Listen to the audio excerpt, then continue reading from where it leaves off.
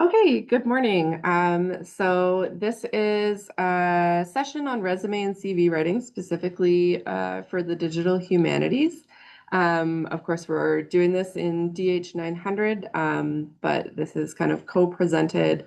The DHSA is like sponsoring us, and we're co-presenting with the Spark Professional Development Workshop Series. And today we have Mykhaylo Bodnar from the Career Centre, who is going to be chatting with us a little bit about writing resumes and CVs specifically for kind of the DH realm and what we're kind of targeting for our jobs. So please, if everyone could welcome Mykhaylo. Yay. And I'll hand it over to you. Thank you. Thank you so much, and good morning, everybody. It's nice to be here on this kind of winter springish day today. So yeah, the topic for our conversation today is going to be resume and CV writing. And we will so during the session, we'll be covering okay, I guess that's the way to go. So for our outline, we definitely will be focusing on those two documents, but also going to bring something different into conversation, like a hybrid. Because in my opinion, sometimes when we just look at the resume and a CV, they might not fit really well with some of the activities you have from your graduate study. So maybe some other aspects you have done. So there's potential to have a crossover between the sections from one document to another. So it all depends sometimes to what you're applying for. Therefore, I have that hybrid option. And we'll definitely go through these four components for each document. The Career Center, we can identify these are the key characteristics of a well-written or targeted resume or CV. Okay, so we'll definitely talk about format, especially referring to the categories in your document and how you're going to prioritize information in each section, but also overall the structure of your document. We'll talk about some of the visual appearance, how you can utilize some of the typographical tools that exist for you that you can do to zoom in attention and create the hierarchy of information, because not everything has the same value, and especially when somebody looks at it at your document for the first time. Well, of course, the last 2 points are going to be the most important ones. Content. You have your activities, you have your experiences, you have your skills, you have great ideas, you're excited. Now, hopefully the reader will get those points. And more specifically, how can you connect those skills to a specific position, right? And you might be applying to more than one job. I don't know if it's a good thing or a bad thing, but your experiences do not change from job A to job B. You have the same experiences, you have the same activities you have done, but then how do you present them effectively to multiple different opportunities? And of course, we'll talk about wording as well. During the session, you do have the access to the slides.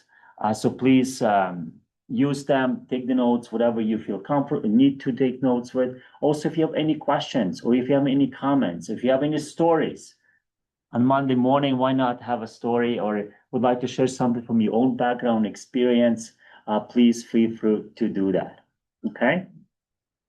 Well, so if you have any questions, please do ask. So a question for you, how many of you have a CV? Okay, how many of you have a resume? Is there a difference? I know, and I was like, what?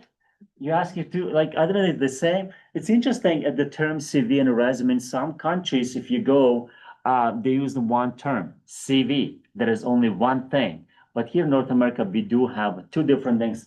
And as you can see, I'm throwing third one, a hybrid into this mix to make it a little bit more clearer, right? That's what we talk about. Okay, so let's maybe define some of these documents before we dive into content, okay?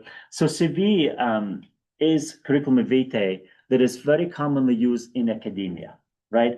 And it's very detailed overview of your academic background. The primary three components that you will see: research, teaching, and service in a CV. That's kind of the main overarching categories. But of course, when we break it down, there's going to be some other sections when we even think about research. What comes from that perspective will be included. one component, when we think about CVs, sometimes people think it's a very positive component. There is no page limit. Okay, depending on what you're applying to, sometimes of course there is going to be page limit, but usually it's seen as it can go on and on. Actually, poked around the digital humanities faculty, and I was looking somebody, they had like 115-page CV, right? But of course, they've been in academia for a number of years. When you have publications, presentations, and so on and so forth, your CV will definitely grow over time. So, but that's going to primarily component of a CV. Now, the cousin of a CV, which is, oh, sorry, I'm jumping a little bit ahead of myself. Here are some key sections that one can have on a CV. Okay. Now, when I put these sections together, I'm not promoting, of course, contact information probably is the one thing you will see the first, and your education. After that, it does depend. So I'm not trying to promote specific order here, but that's kind of very common sections one will have on a CV. Is there anything missing in your opinion when you look at this list? Or maybe do you have a section that maybe is not on this list? Because I know that my sections here, what I have, you might not have on your CV, that's fine. But I'm curious if there's anything that is missing from this list in relation to your own document. I have a section on my CV for kind of like research creation, like outputs, like things I've built and created. Okay. It doesn't really necessarily fall into anything, I think. Yeah. Okay. So that wouldn't be like publications. It's more about you demonstrating something you've created, something Right, creative work. technology or something. Different. Okay. Yeah. Okay. I have a section where I included all my internships. Your internships, okay. Yeah. Yeah, like especially well, yeah, research and teaching experience, but there is no like industry experience or internships. Yeah, thank you. Anything else? Now, and I'm not trying to proclaim that your internship experience cannot be part of your CV. Of course they can. Anything else? Mostly related to what I'm studying. Okay, yeah. So yeah, so that could be part of your CV.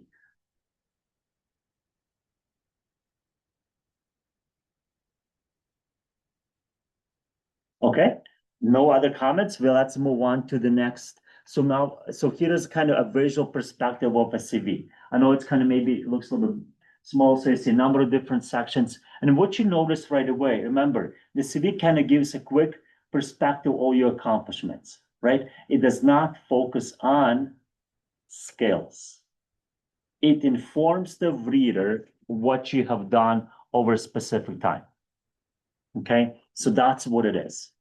Okay, now I only have 2 pages here. Of course, it can be much longer, and I have uploaded this CV sample that you have on the screen. It's actually designed for a tenure track level position. So in some of my sections before that, we're also contextualized to the tenure track level assistant or associate professorship role. So that's how we design, right? From that perspective. And you can look, I have at the last slide, a link to our CV link to Career Centre website. You can access this full, like, I believe it's 4 or 5 pages long CV on our website. Okay, so that kind of gives you a little bit of visual perspective what it looks like. Okay, now it's cousin. So CVs and resume, they're word search cousins. Okay, so resume. Now, some of you did have your hand, so you have a resume. So the purpose of your resume is now to showcase your skills, your experience, qualifications relevant to a specific position. Okay, the focus now is slightly different. Okay, and you will be customizing your resume. Okay, so you can say it's probably going to be selective to a specific position, and there is a limit in length. Primarily, you will be looking at 2-page, sometimes depending on how many activities you have. If it's more senior position, you might cross over into 3-page document. Our recent survey that we have done with employers indicated 2-page resume is totally fine. Sometimes 3 pages will be applicable as well. Because sometimes we do here at the Career Centre 1-page document. People think the brevity is going to actually help them. Well, it just depends. Okay, now, if you apply in the United States, I don't know why, but in some very tech-specific fields that are very there is a notion, or actually people do say you need to provide a one-page resume, right? So if you know that it's very specific, I know United States, specific IT fields, they do ask for a one-page resume, then of course you will be working within that component. If you talk to the professional, they kind of encourage you brevity. What does brevity mean? Does it mean one page? But then you're trying to slam so much information, cramp into that one page, and your font size is so small, you extend the margins, then readability goes down.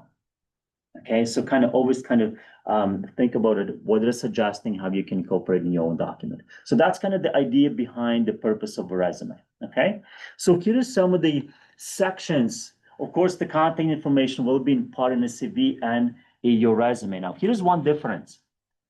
In your CV, you can actually include your office address. Okay, not your home address. Now, when it comes to, but otherwise contact information will definitely relevant on your resume. We'll talk a little bit about it later on, so I won't dive into any specific. Now, again, these are some of the sections that you can have. Is there anything that you have in your own resume that maybe I don't have here?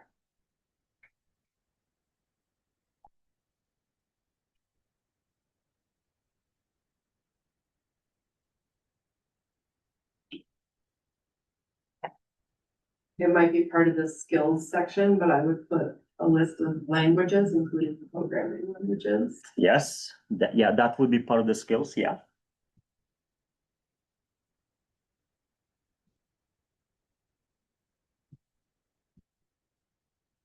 Okay, it seems like probably you're looking at your document, thinking about it, what I have, it seems like we're on the same page, which is the good news, I hope. Okay, but of course, you can change things. You can bring some new things in, okay, if needed. Okay, and here is a kind of a visual perspective of a resume, okay? Again, one thing what you will notice right away in comparison to the two-page CV, you saw there is definitely more information in regards to, I'm going to say, your narrative, your storytelling, right away. You kind of present and you're telling me a little bit more, not just simply stating what you've done at specific time. Okay, that's one specific difference between a resume and a CV, or at least in some of the CVs. Okay. Okay. So now hybrid. Well, hybrid, what I mean here, it's going to be a combination of both. So primarily what it's going to be incorporating elements either from a CV or from a resume and mixing them together. Okay. For example, when we talk to students who are applying to professional schools, so even masters, they might have a hybrid. Okay. You will be focusing, maybe you're not going to have a highlight section as usually is done in a resume, right? You will go straight into the education, which is pretty similar sequence to a CV, but then you will be showcasing your skills, maybe through your internships or other activities that showcase what you bring to the program. Even your second section in a hybrid document might be some awards and scholarship if it's relevant, right? From that perspective. Now, on the flip side, let's say if you are applying to a position, let's say industry research role, or maybe industry postdoc. So in my opinion, then you will have a resume, but then there is value for your publications, because there is a notion publications stay in your CV, or some other accomplishments very prevalent in academia do not cross over. But that's when you can cross over, because it depends on what you're applying for. And here kind of gives you a little bit of a visual perspective of what a hybrid might look like. Again, it depends. This is more hybrid CV than anything else, to be honest with you. If I would flip it on a hybrid resume, I would probably keep my publications, right? But I would probably be adding some information at the top that has the summary section to bring attention to my experience and skills right away to the reader, okay? So as you can see, a good news is there is flexibility, okay? The good news is there is not like one thing. You can mold your CV, resume, or a hybrid document depending on what you have, right? It's all about what you bring and how you can demonstrate and showcase your skills, experience, or your activities, depending on which document you're applying to. All right. Any thoughts or questions before we kind of transition? We just defined the three different CV, right? We just defined CV, resume, and a hybrid. Any questions before we transition to slightly different conversation now? Okay, no questions. Maybe I'm doing a good job or a really bad one, but let's stick to the first option. Okay, I'm going to ask you to look at the next slide, okay? Just please take a look.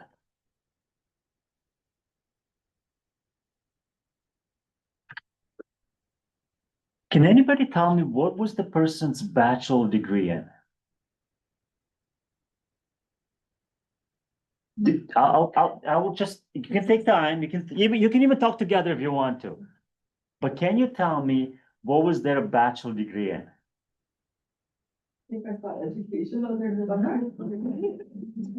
So they do have education. Okay, that's a good thing. It's a good thing. You see, I gave you about 3 seconds to look at the slide, okay? And I took it away from you, okay? At the first glance, especially when it comes to resume, but sometimes it could be also in the CV, but a resume specifically, there is a notion that people spend a very short amount of time on your document. If I ask you, hypothetically speaking, how much time do you think a person will spend looking at your resume for the first time? Let's say they just opened it, first time seeing it. How much time do you think I'm going to be spending on your document? 5 seconds? Okay, well, hey, anybody less? Anybody more? We have 5 seconds. That's it. I'm going big right now. Okay, we're going up 10 seconds. So the average is about 10 seconds between, maybe a little bit high, but that's, remember, it's the first glance. So in the first glance of this, good luck making sense of all this information. They do have Bachelor of Arts, okay? But you see, the presentation does not help you. And that's what I want to start our conversation about these documents now. And a very specific aspect is presentation. You control it, and it's going to be a very important component in all of those documents. It doesn't matter if it's CV or it's a resume, etc. Okay, you control how you present the information. And more specifically, you have specific typographical tools that you can utilize in impact and direct the presentation. So here is another way you can do that, right? When you look at this, I'm guiding you. You're probably spending, I don't know, maybe a second, maybe even less, you move on, right? Because everything is nicely presented for the reader, right? So make sure that your documents, if you are going to use specific principles and maybe capitalizing, bolding information, that you're consistent in your presentation throughout the whole document. That person is not going from section to section, like, whoa, that's new. What's happening here now, right? And the same will be applicable in a CV. It's sometimes about the presentation and makes the reader keep on reading, or actually, let's look at something different. Okay. So one important component is at the Career Centre, maybe you present information, we suggest to create the hierarchy information. I don't know why, but many people, when they, especially within education section, let's talk about that a little bit. People focus on the university first.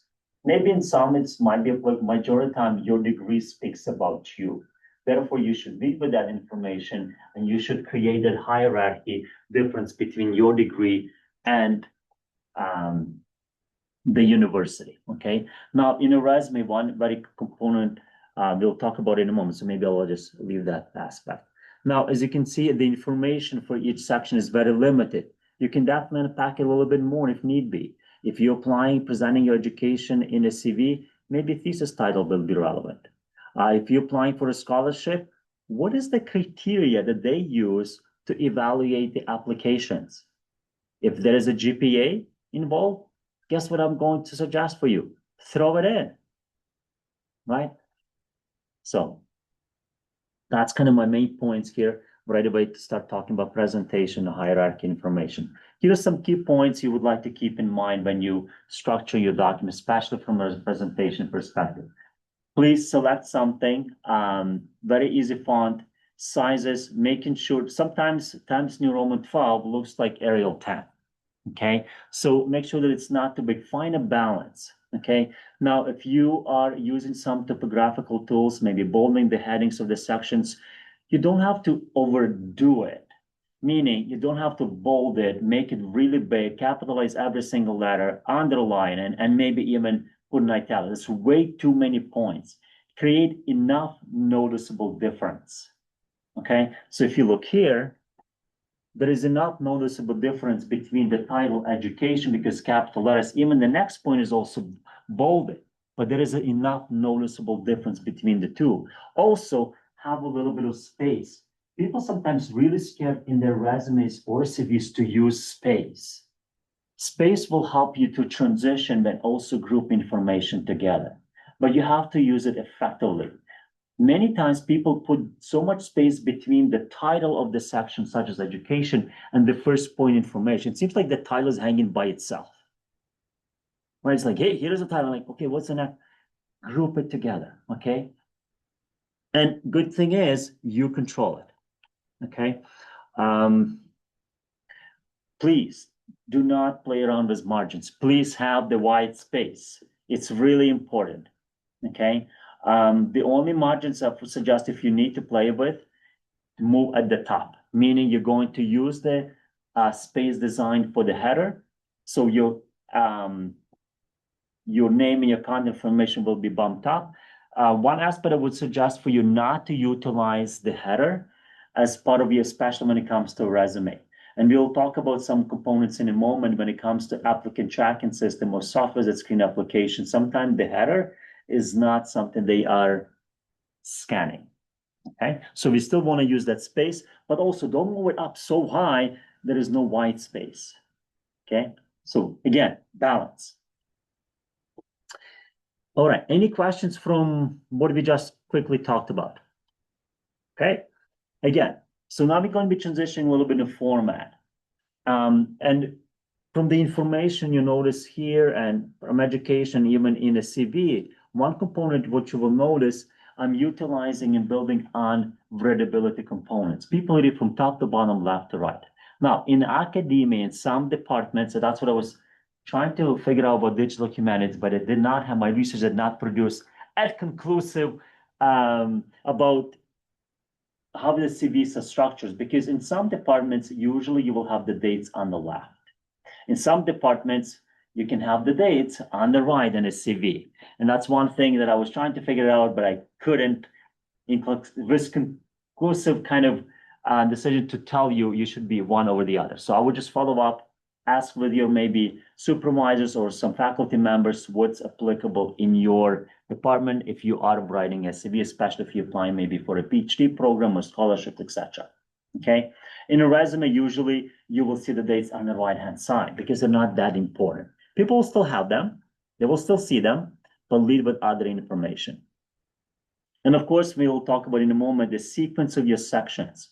I know CV can be quite long, but what do you want them to see right away in the first page? What will, instead of raising questions, what will answer the questions for them that they have about you?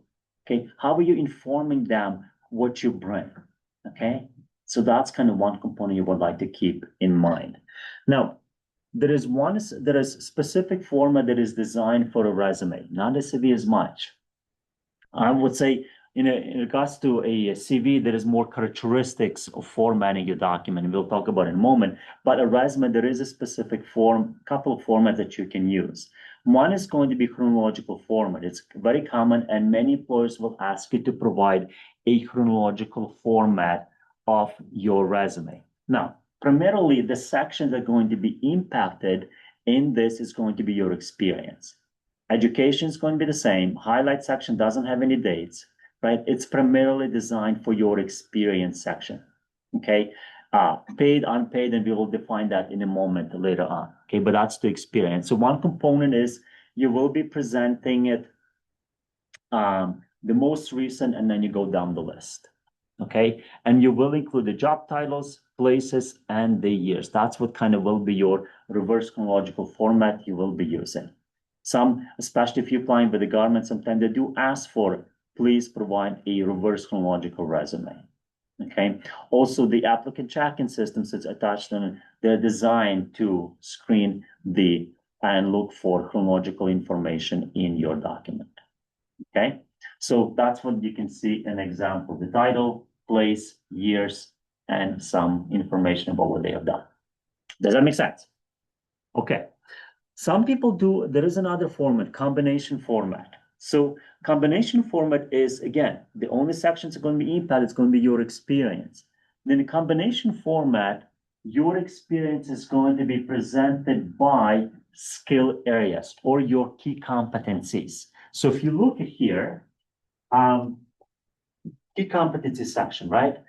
They have cultural awareness, client focused advising. So they're saying, here is the key clusters of skills that maybe employers looking for, and they're providing any details how they have you to develop those skills, demonstrating that experience in those key competencies headings. Okay.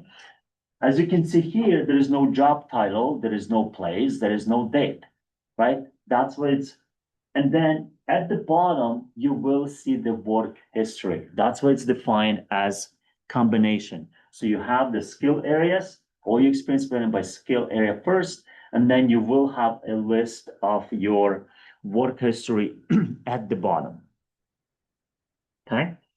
Thoughts, questions, or concerns, or comments?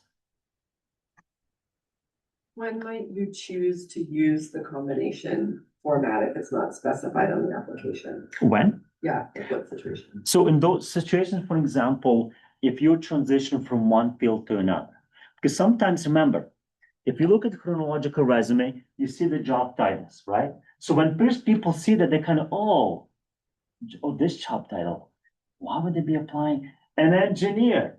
They apply to Career Centre. Why? Like what? It kind of gives them a different perspective, right? So here, I'm not leading with that. You will see the key competency. I'm presenting different aspects from different roles I had, focusing on a specific skill set. I'm still going to give you this at the bottom. Because if you don't see this and you see all of this, you'll be like, yeah, right, Mykhaylo, where is that coming from, right? You will be a little bit concerned, right? Because you have nothing else.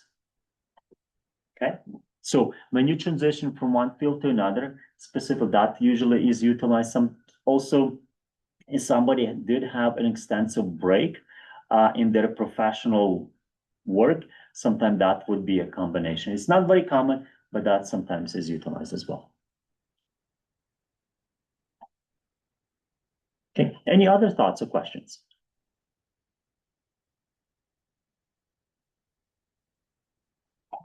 Okay. And I just kind of wanted to bring it to you, but primarily I would probably go with chronologic if you ask me. Now, let's talk about format of CV. As I mentioned, there is not like one specific format that I want to follow. For me, the only thing is sometimes the dates on the left, dates on the right. That's about it, right? And the next component is primarily going to be characteristic that you would like to keep attentive to when you're running your CV. So exactly, consider the sequence of your sections. Your CV might have a number of different sections. You might have 3-4 pages. What do you want them to see in the first page? I'm going to say definitely education. After that, it just depends, right? From that perspective. If you see here, now one component in the CV, yes, you can have lots of different sections. You can have each section here in this main category could be standalone section. But sometimes grouping things together will create a better focus for the reader. So you could have steering committee as its own section. You can have after committee, that's its own section. It's going to be quite long. But you can also combine them together in something that will create scholarly and professional activities. Right away, under that title and grouping them all together, it kind of brings that attention for the reader. You're kind of focusing for them, look what I have contributed on a scholarly level, instead of breaking apart, and then hopefully the reader will put things together on your behalf. Okay, so that's one component you do control. Now, if there are specific guidelines on the length, please do follow them. I know we kind of talk about you do have flexibility, but please, you have to incorporate some of the specific guidelines that you're given to. And also always present information in reverse chronological, meaning the most recent activity or anything else will come first, and so on and so forth. Okay. Questions or thoughts? Okay. Now, there is something new happening about CVs, especially if you're applying for funding. And I don't know how relevant this is, so I'm not going to be spending a lot of time, but I just want to bring it to your attention just in case you see it, or even at University of Alberta website, they do have some information to assist you with that. I do have the link in my resources at the end. So Tri-Agency Council, they kind of develop a new format for a CV, okay? And it's called narrative CV. Before that, they used to have, I think it's called Canadian Common CV or Common Canadian, I think it's Canadian Common CV, right? And it's primarily you just fill the information and so on and so forth. They've been talking about the specific challenges with that document. So they created a new now a CV, and it's called a narrative CV. Again, this is what you will see when you go to Tri-Agency Council and apply for it. That's what they will give you. They're primarily 3 sections, okay?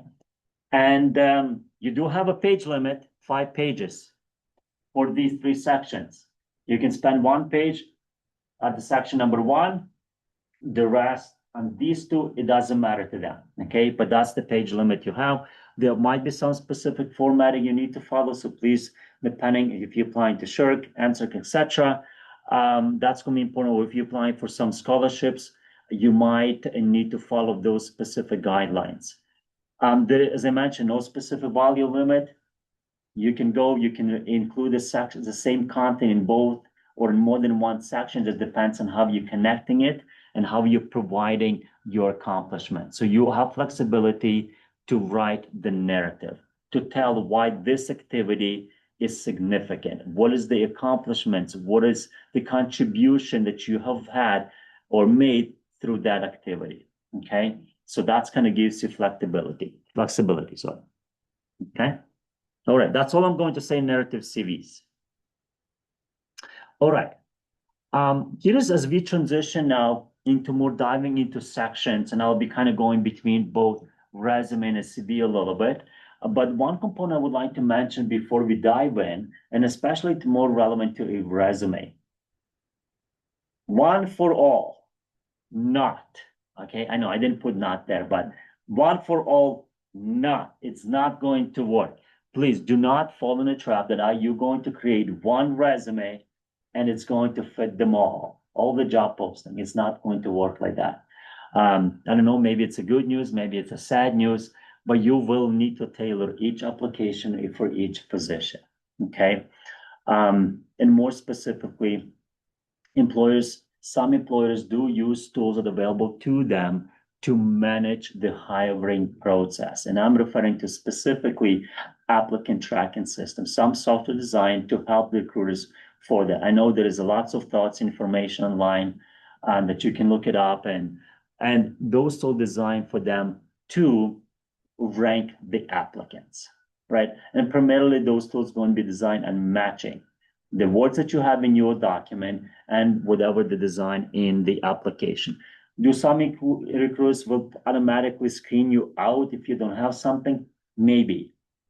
But majority of them just look at the ranking, and then when they review all of the applications, the person, the human being still says, decline, let's proceed with this application, okay? So that's going to be very important for you. When you're presenting information, tailor the message in each application.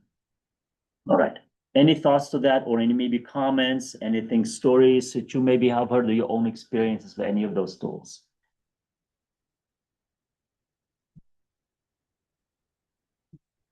Okay. All right, so I guess the first section will be in each, as I mentioned, going to be a contact information. One component you will notice, especially when it comes to resume, don't include your full street address, just the city contact information. Sometimes people use infographics in this section, like an envelope for the email or a hand receiver for the, let's just move those out. They're not that important. They're just, in my opinion, sometimes creates clutter. Okay. Now, if you have, if it's relevant to have a GitHub link in your area, please include that. If you have a CV and maybe you have some like Google Scholar link, so please, you can include some of those information specifically relevant to your field. LinkedIn is very commonly utilized. One component, if you are including your LinkedIn link, part of your contact information, make sure that your URL is vanity URL, not the one that LinkedIn gives you at the beginning when you open up your profile. Okay. And also one email, and sometimes I'm saying people use like 2 email addresses, just one will be sufficient. Okay. All right. Now, the next section on the resume is specific, because in a CV, the next section after contact information will be your education. But on a resume, there is a common section that we suggest for people to include. It's going to be a summary or a section that is going to provide an overview of who you are as an applicant. Because if you, let me, here's, I'm going to do a sales pitch. Let's see how good I am at selling something. So if I don't see anything, an overview, and I just see your education, your experience section, and so on and so on, I need to, as a reader, I need to look through every single section and I need to pick up, okay, who are you as an applicant? Right? I need to pick it up and kind of put things together in my own mind. So I have to really need to analyze your document. But what if you could tell me who you are right from the first go in your document? What if you could say, you know, maybe declare your experience. Maybe you can quantify your experience if there is anything to quantify, that you have 3 years of doing something A and B and D, right? Then right away, I'm seeing you from that perspective. Now, when I look at other sections, I'm looking for confirmation.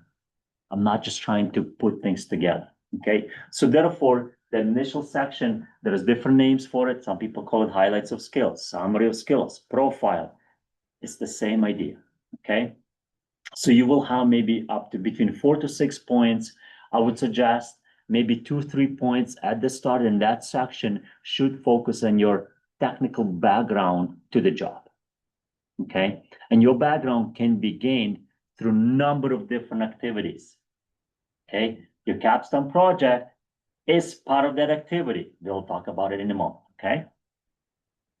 And then, of course, some other, maybe 2 or 3 points in the second half of that section. Maybe you're going to highlight maybe communication skills, maybe it's organizational skills, depending on the position, okay? Or maybe some other content that is relevant. I have here an example, kind of maybe a little bit incorporating my background here. I have some more specific suggestions for you in a moment. So experience in planning, organizing, implement educational programs for clients that are done. So that's the first point. You see, you already kind of get a perspective. Also, I'm trying to build on the keywords from the job posting. So therefore, look at the job posting, start bringing them in. All right. So here is applying one suggestion, hopefully kind of relates maybe to some of you, what you're studying here, maybe applied principle information, architecture, and metadata standards to optimize the delivering accessible digital content across diverse platforms. Right now, it's maybe quite technical, depending on the position. You can simplify it, you can transform it. Can you include specific platforms? Of course you can. Right? Now, sometimes also people, applicants think that employers only care about the technical components and they miss the other part. And it's interesting, I was looking at the job posting that I was forwarded from me. Thank you so much for that. There is a balance, technical, soft skills, and how much information there is on working with client, like client service, right? And sometimes it's overlooked. So think about how have in your own activities, maybe through other work you have done, has nothing to do with digital humanities, but you have worked in a role where you provide customer service or serve clients. Bring that and make it visual, and it's easy to understand in your highlight section and then later on in other sections. Okay. Any thoughts, questions about this? Okay, so as I mentioned, another aspect of communication, this highlight section, you can present skills. So let's say you're reading my resume, okay? Let's say you are hiring, you're reading my resume. You see this, excellent communication skills. Okay, don't judge my communication skills on this presentation, okay? It's still early morning, it's Monday morning too. So let's just kind of park that to the side. But you see this, and you say, wow. Oh, you don't say that. You don't think that my skills are excellent now. What do you see from here? Like if I ask you, what have you learned from this information on the slide? Exactly, you got the answer right. Nothing, you're silent, right? I did not tell you anything, but that's very common presentation that I see in a resume. And more than that, people say excellent communication, organizational, time management.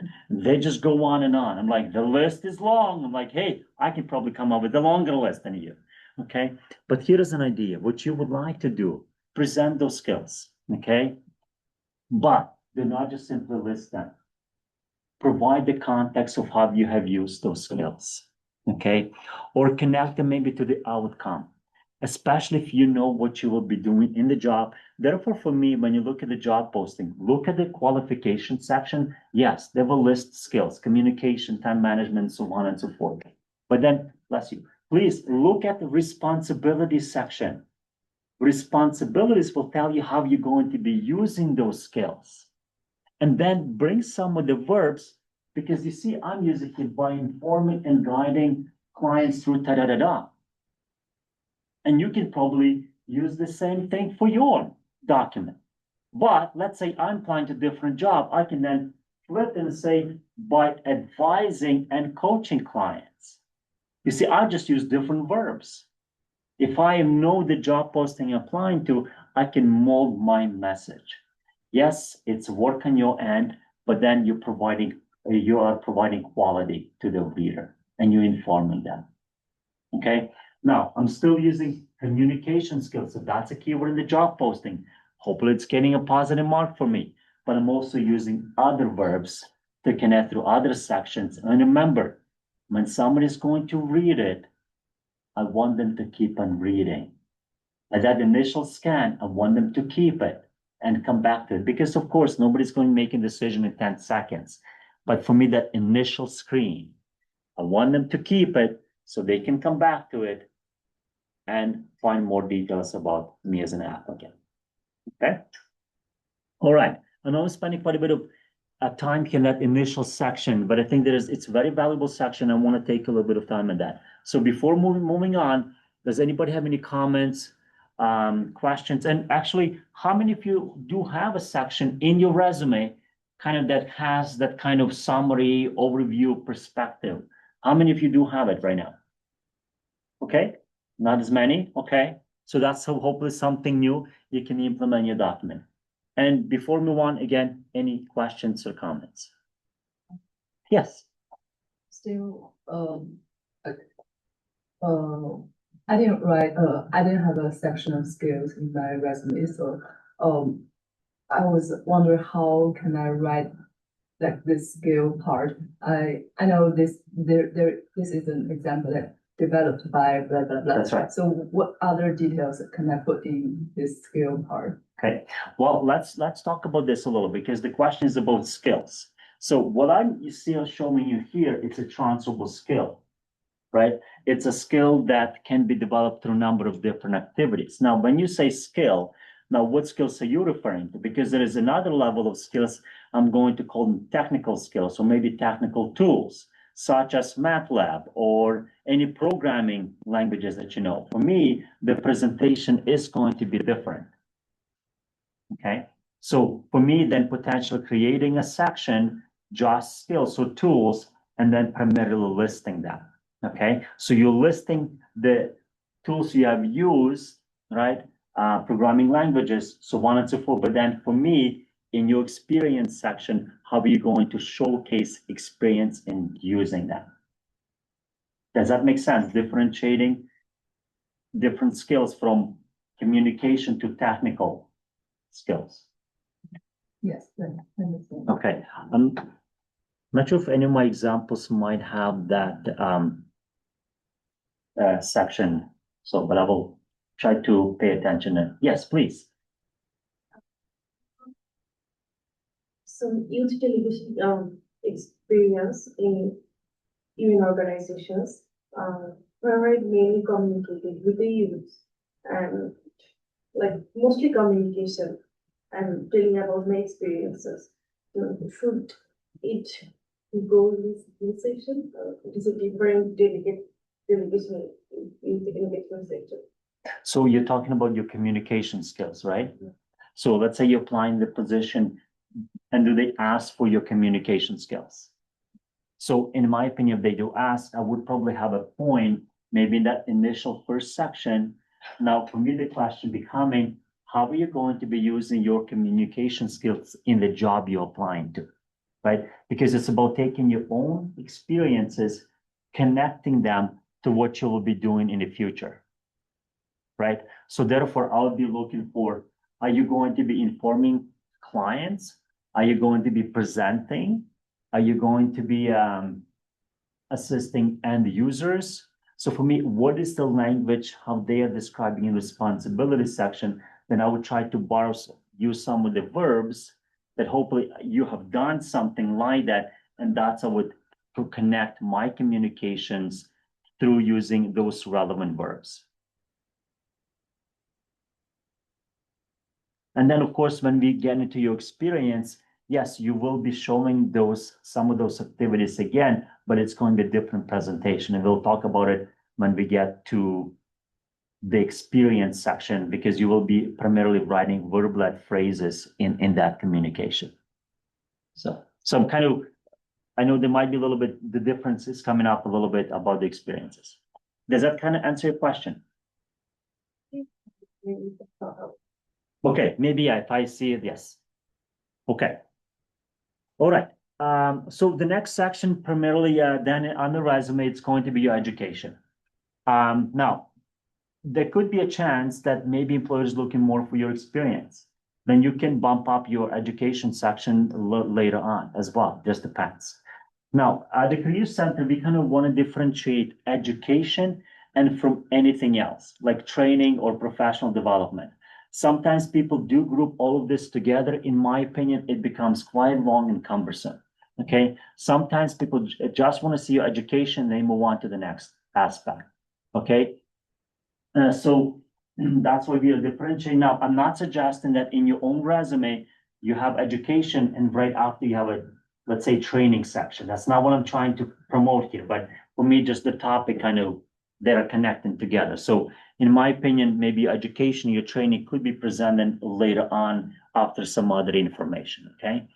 And one aspect, if you do have an education section in your own document, your high school, if you still have part of your resume or your CV, sorry to say, we can take it off, okay? So your education section should primarily focus on your post-secondary, your bachelor, or your master's degrees, okay, or PhD, if that's something you're going to have, okay? And it's going to be the same, of course, aspect for your CV as well. Now, one aspect in a resume, if your thesis title, maybe your dissertation, if you have a PhD, is not as relevant for the industry, we would suggest not to include it. It's very commonly is presented in a CV. Sometimes also supervisor's name is included in a CV, etc. So depending on what you're applying for, what specific details you need to include, then please include that information in your CV. Okay. Sometimes people think that they should include the course list in the resume or even in a CV. Again, depending. And sometimes your course list, I don't know, whatever the name of the course is, just imagine, I know there's a number of them, digital humanities 500. What would the reader know from that? Probably not much, right? So therefore, but you're taking space away from something else, right? So maybe there is no value to have that. And I know a lot of people think that employers value GPA. Some do, some don't. That's not the criteria they're going. They want to see your experience and skills. Okay, so then kind of move your information along and feed them with that information. Okay, as you can see here, again, creating the hierarchy of information, utilize some of the typographical tools, etc. For a resume and for CV, whatever, have you structuring, if the dates are on the lap, then just please be consistent with that. Okay? Any thoughts or questions? Yes, please.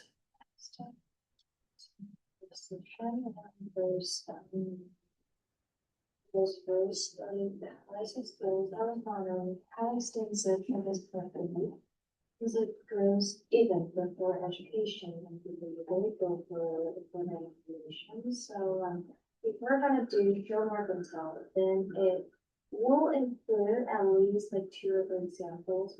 Would that be too much for the first try? So, so first you're saying that people, so let me understand the question. So you're wondering about the first section, how much content to include in that section? Like how substantial should that part be in the CV? In a CV. Well, in the CV actually won't have that section. Yeah, I do mean when we are having this, how much they. Because if you're writing a CV for academic kind of purposes, you won't have that section. But if you have a resume where you do have a section like this, so if you look at how extensive your point, so well, you will have between 4 to 6 points, right? Each point probably will be in about 2 lines in length. Okay, no more than that. If it's getting crossing into more, then you're writing a paragraph. Okay, now then it comes to, okay, so you're trying to showcase your experience, right? So let's say your background in the first 2 points. So for me, the question is, what is the relevant information you have? So if you look in my example here, experience in planning, organizing, implementing educational programs for clients, and I would just include more information. So if as long as the content is relevant, as long as it provides an idea, that's fine for a first point. Now, the second point can include maybe kind of building on my background in relation to the job. So for me, right now, to answer your question, it's a challenge because first of all, we don't have a job posting to contextualize it. And then I think for me, it's comes down to what do you want them to know? What do you have?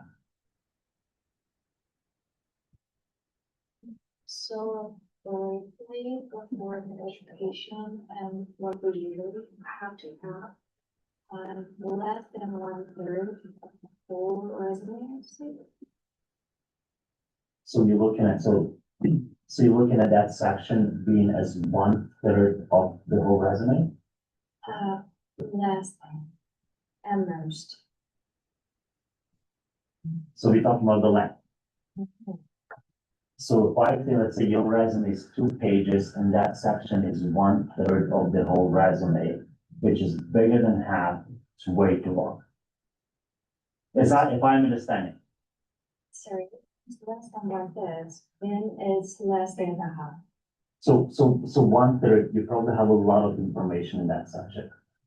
So maybe 1/3 of a page So, would be. okay, so if you're looking at, let's break it, so 1 page, so 1/3 of the page on the first page. I think it's almost a little bit too long.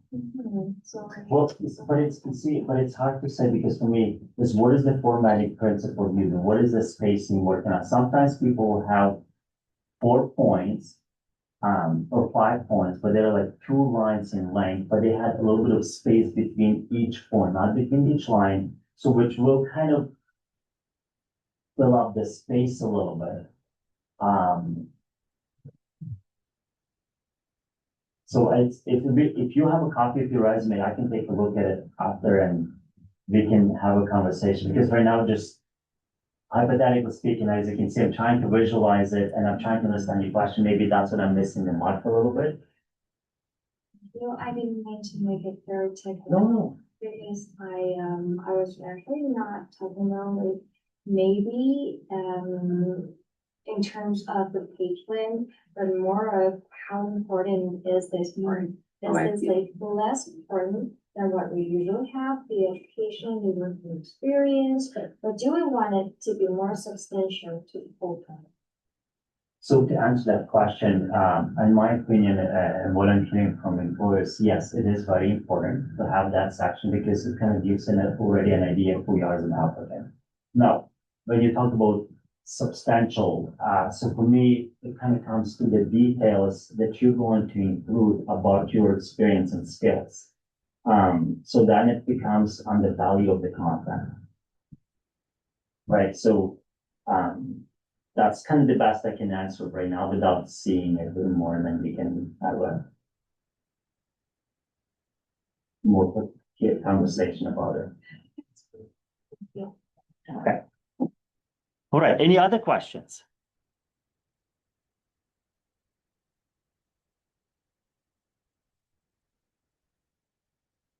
Okay, so after the education section, there is going to be a big section. It's going to be your experience. Now, when we talk about experience, what I would like to put here together, I'm labeling experience all the activities that maybe you have done, paid, unpaid activities, maybe projects, could be a capstone project, maybe you have some general work. So I'm putting everything together under one section right now as experience that you have. Now, depending on what you're applying to, then of course you have flexibility to group your experience into specific categories. Of course, a very common category in a resume will be your work experience or volunteer experience. That's kind of the common sections people use, but you also have flexibility to some other section that you can create and group activities together. In a CV, there is going to be research experience, and then there's going to be teaching experience, and then service, depending on what aspects you have done and what sections and categories you create that kind of reflect the information in that specific category. So think about the titles you're using and what are they communicating in regards to the content in that specific section. Sometimes people say professional experience. So, and sometimes I pick a little bit like, what does professional exactly mean? If you have a capstone project, does it mean that it's not professional? So just depending on how some of the wording is utilized in this by different people. So again, but just the focus is to not just simply focus on paid activities. All the activities you have, you can capitalize them in your documents. So here what I have an example, as you can see, there is a section experience, but I do kind of mix it together a little bit, a project from the course that maybe one has done. So if you are following the chronological format, especially then how do you present an information in a resume in the following the chronological style, reverse chronological style, right? So as you can see, yes, there is no job title, but I'm using it as a project. As long as you communicate to the reader and you kind of ground them what it is happening, they will be able to follow you, okay? And the value is going to become then in your points, what you're going to say that. Now, also, if I say experience, I'm not labeling it work experience. So I do have flexibility grouping things together, especially also if you have, let's say, work experience, volunteer experience, maybe you have extracurricular activities, maybe you have something else. You have a number of different activities. But what if you take the most relevant activities and you group them together under one heading? Maybe other experience or maybe as relevant experience. Having them together creates a nice focus for the reader. Then they don't have to kind of search for some of those that experience and kind of keep in mind, oh, I saw this activity in a work experience and I'm looking at volunteers. Oh, look at this activity.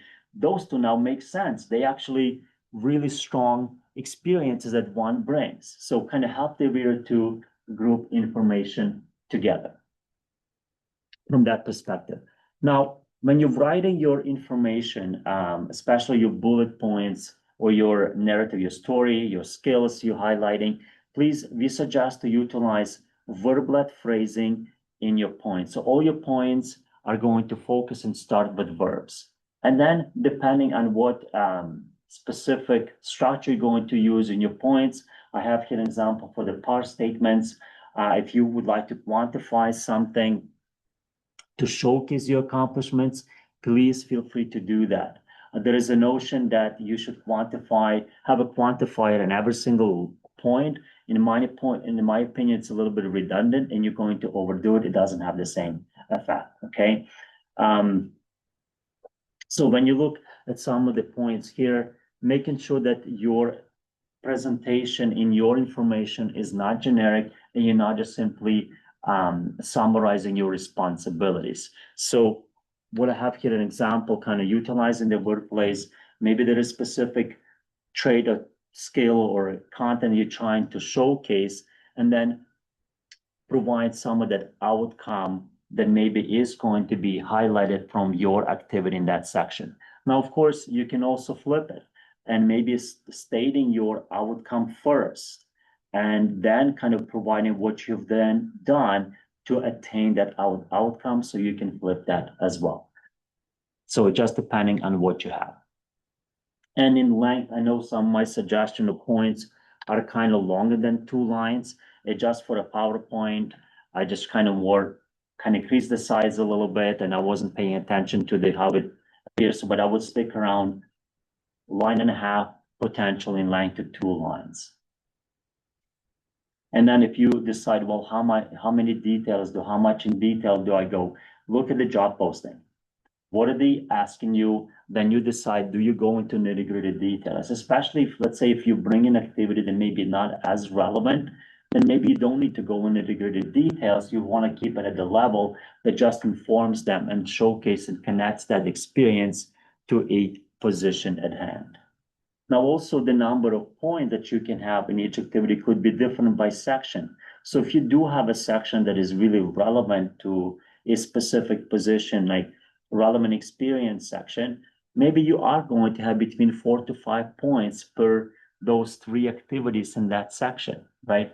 Maybe you have a volunteer or maybe other experience section, maybe you're only going to have 2 points or maybe just 1 point. So again, you're giving focus to the most relevant activities from that perspective.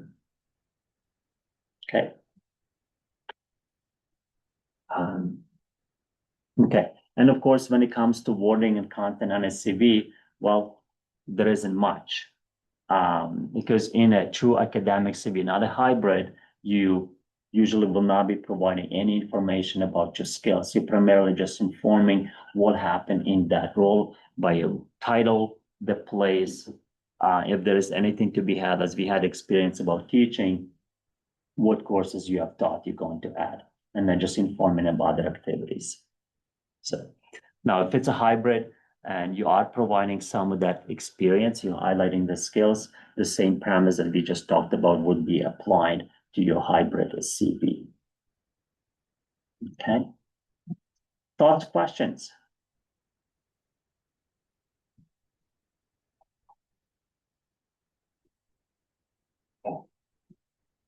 How many of you, I guess, your experience section, when you think about it, do you primarily have like as one section? Do you break it apart into like paid activities, volunteer activities? Do you have extracurricular activities? Do you have like more than one section of your experience? Do you have multiple?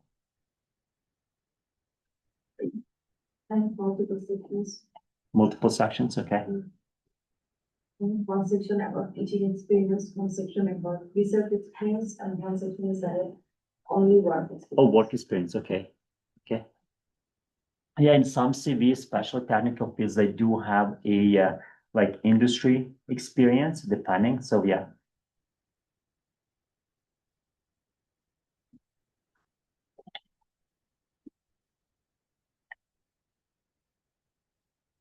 Okay. No other questions?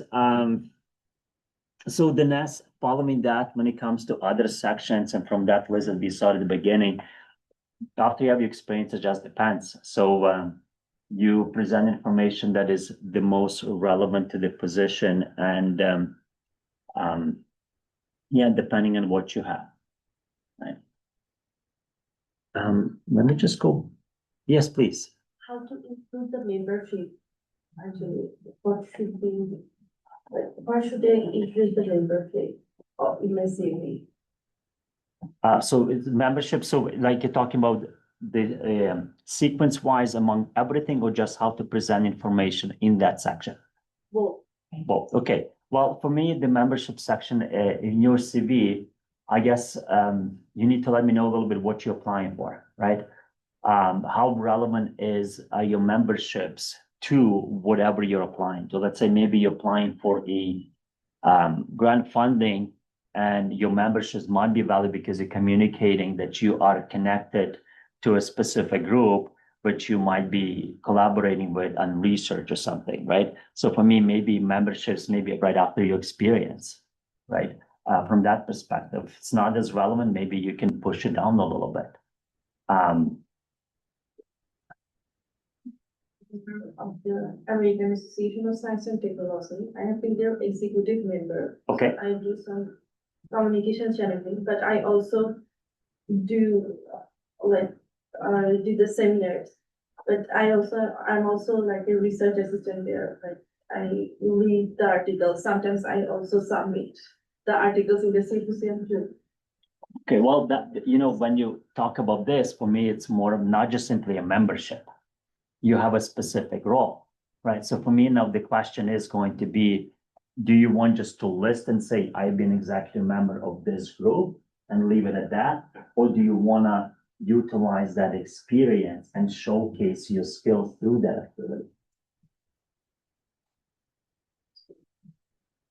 I have been studying for all of my life. I have been worked the real work.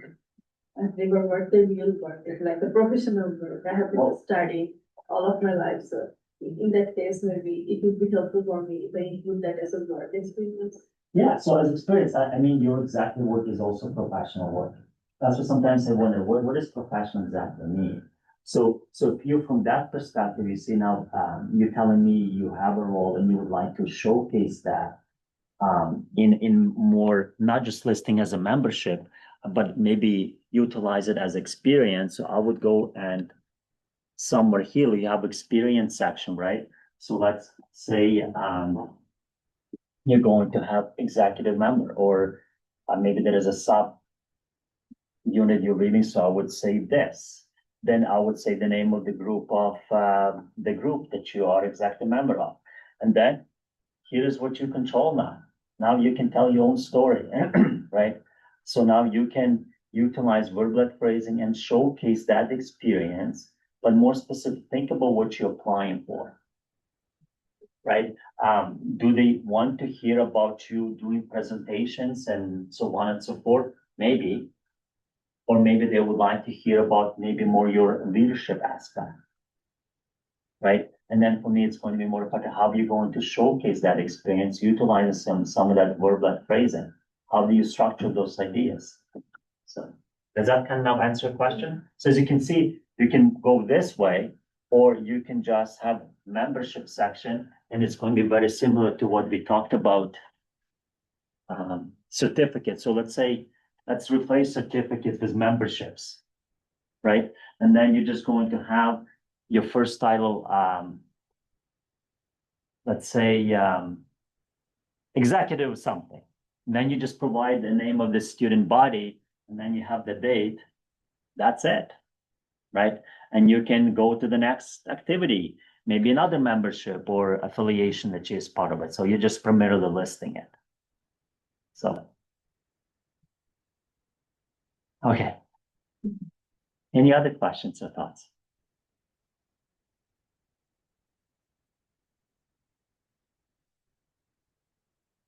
Yeah. In terms of the unpaid experience, that is not listed in the job posting, that photo should be included in the unpaid section. So in that circumstances, what do we do? Do we still live on? So you said about so you have paid experience, right? Okay, and the job posting. It doesn't specify whether you should include your volunteer experience or unpaid experience. Yeah, the job postings will never break it about to that level. They will not say, oh, please include your paid experience. Oh, please include your volunteer experience. Oh, please include your Some positions will do. It depends on the field, especially if you look at some IT people, they will actually ask you if you have participated in hackathons. They will ask, they will probe you if you have it. So because they see value in it, right? So when you look at the job posting and it first says experience, that's what they mean, experience, right? Where it's coming from, they're not saying paid or unpaid. And then also sometimes they also lead sometimes the conversation is with especially international students, when it first says experience, do they mean Canadian experience or they just simply mean experience? Because right away, a lot of international students think about it, oh, it has to be Canadian experience. But they didn't ask for it. They just asked for experience, right? So in my opinion, then it's up to you how you can group those together. So you can, if you have paid experience and unpaid experience, you can keep them separate. Work is paid, you can say work experience indicates paid experience. You can have a section volunteer experience, right? Now, what if, as I mentioned before, what if you have activities that might be relevant to the position? And if you separate them, well, one has to group them together then. You do have flexibility to create a section, bring in different activities, even your capstone project into it under one heading, call it relevant experience. Remember, there is that relevant, and if you wanted to distinguish that it's one is paid and unpaid, well, you do have that flexibility. Let's say, let me just go back here a little bit.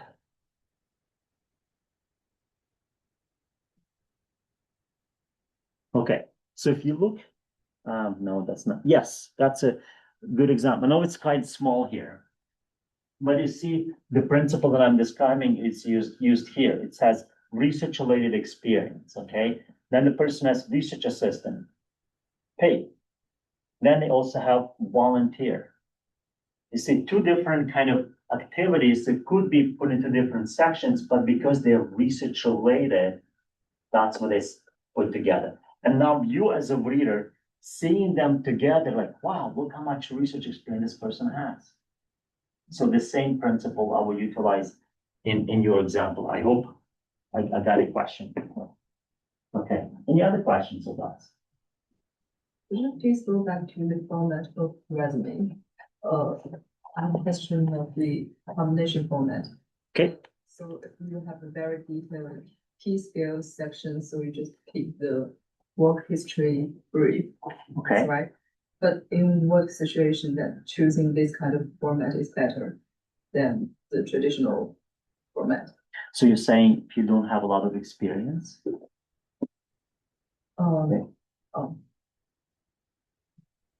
I have work experience. Okay. Yes, but I'm not sure if it's very related to the job I want to apply. Okay.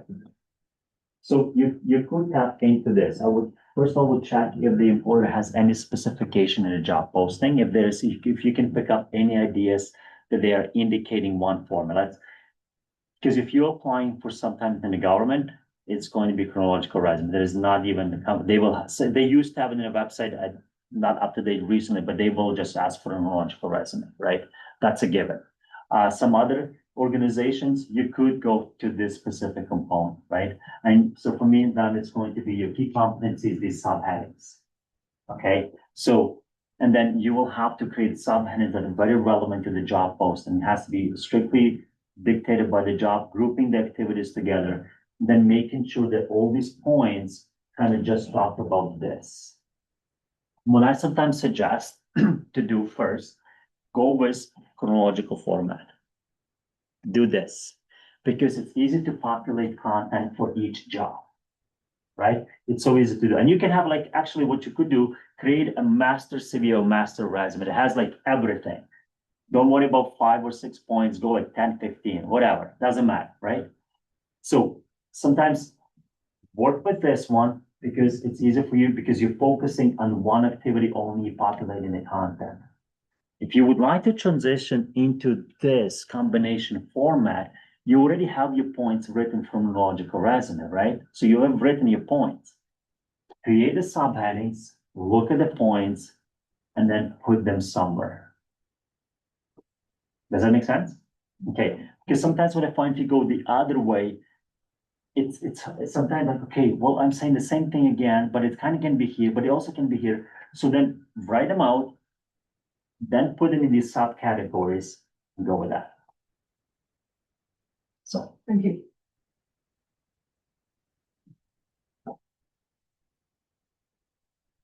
any other questions about anything we discussed?